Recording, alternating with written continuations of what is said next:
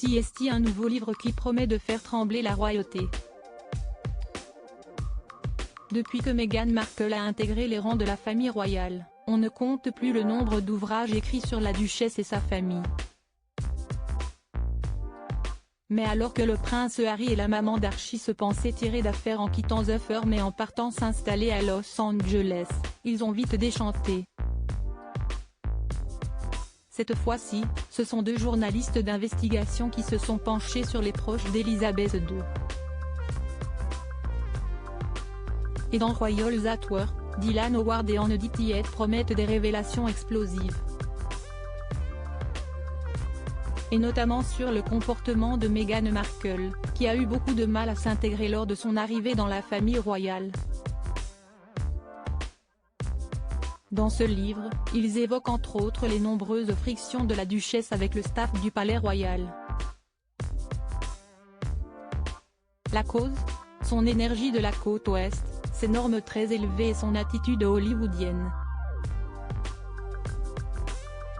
D'après eux, le personnel a eu beaucoup de mal à suivre les exigences de la duchesse de Sussex qui les bombardait par SMS.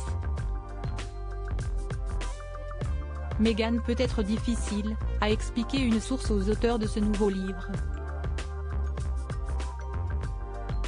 Elle a des normes très élevées et a l'habitude de travailler dans un environnement hollywoodien. Cependant, il y a un degré de respect très différent dans la maison royale. La duchesse de Sussex n'a apparemment pas vraiment réussi à s'adapter au protocole royal traditionnel au sein de la famille royale et a brûlé trop de ponts. Meghan Markle aurait également accouru pour soutenir des organisations caritatives choisies sans tenir compte des détails de ses patronages. Tout était trop précipité, sans recherche appropriée, peste un membre du personnel. Les normes rigoureuses de Meghan Markle auraient donc entraîné un roulement de personnel remarquable, selon l'ouvrage.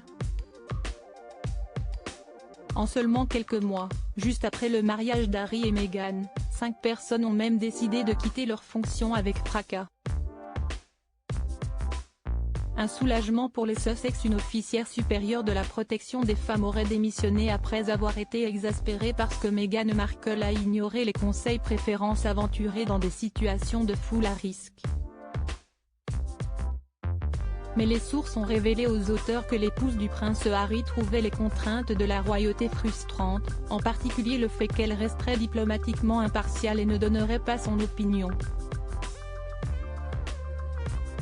Des sources m'ont dit qu'à ce stade, Meghan avait brûlé trop de ponts, a expliqué l'un des deux journalistes.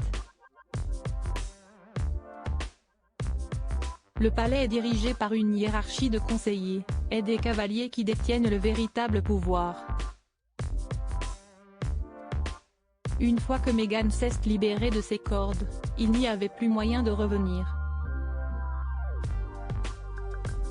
Et si est-il donc de l'autre côté de l'Atlantique que le couple s'épanouit désormais, bien loin des règles de Sa Majesté et du protocole royal.